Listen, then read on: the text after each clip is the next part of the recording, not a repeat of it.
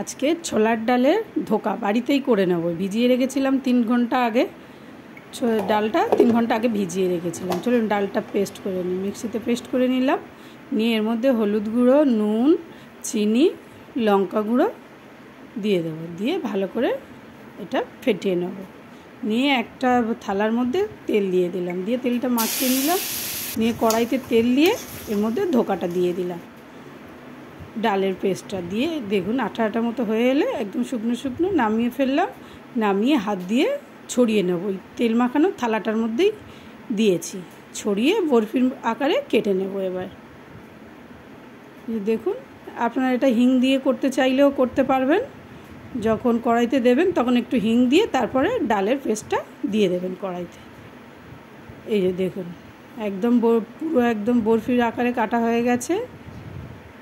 ঘরে বানানো ধোকা ছোলার ডাল দিয়ে খুব সুন্দর খেতে হয়, স্বাদ হয় খুব ভালো। দেখুন পুরো একদম বাইরের কেনা ধোকার মতো। এবার ধোকাটা ভেজে নেব। কড়াইতে তেল দিলাম, দিয়ে ধোকাটা দিয়ে দিলাম, দিয়ে ভালো করে লাল লাল করে ধোকাটা ভেজে নেব। হালকা ভাজলে ঝোলে দিলে ধোকাটা ভেঙে যাবে, এই কারণে একটু লাল লাল করে ভেজে নেব। এরকম ধোকা বাড়িতে বানিয়ে দেখতে পারেন, কিন্তু খুব সুন্দর হয় এবং খেতেও খুব ভালো হয়। যে ধোকার মশলা নিয়ে নিলাম, জিরে, আদা আর টমেটো দিয়ে কড়াইতে তেল দিয়ে আলুটা দিয়ে দিলাম, দিয়ে আলুটা লাল লাল করে ভেজে নেব। এই যে আলুটা ভেজে নিলাম, নিয়ে ওই তেলেই সম্বাদ দিয়ে দেবো। তেজপাতা, জিরে, শুকনো লঙ্কা দিয়ে ওই জিরে, আদা, টমেটো পেস্টটা দিয়ে দিলাম, দিয়ে এর মধ্যে লঙ্কার গুঁড়ো, হলুদের গুঁড়ো, নুন, চিনি দিয়ে দেবো। একটু চিনিটা বেশিই লাগে, না দিলে বেশ ভালো লাগে না। ধোকাটা নিরামিষ তো, ধোকার ডাল না, যার কারণে একটু চিনিটা বেশিই লাগে। ভালো করে মশলাটা কষিয়ে নেব, নিয়ে এর মধ্যে আলুটা দিয়ে দেবো। আলুটা দিয়ে দিয়ে এবার কষিয়ে নেব।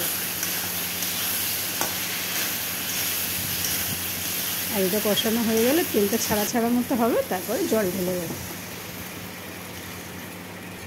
একটু বেশি করেই জল দিতে হবে, কারণ ধোকার তো প্রচুর জল টানে। দেখুন ফুটে ফুটে ধোকাটা, আলুটা সেদ্ধ হয়ে গেল ধোকার ঝোলে। এবার ধোকাটা দিয়ে দেবো, দিয়ে ধোকাটা দিয়ে 5 মিনিট ফোটাবো। বেশি ফোটালে ধোকাটা গলে যাবে।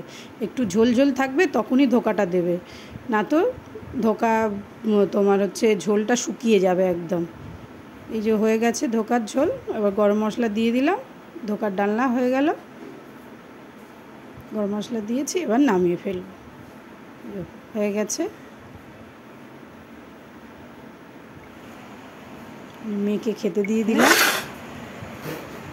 দেখুন মেয়ে খেতে বসে গেছে। কেমন হয়েছে? খুব সুন্দর।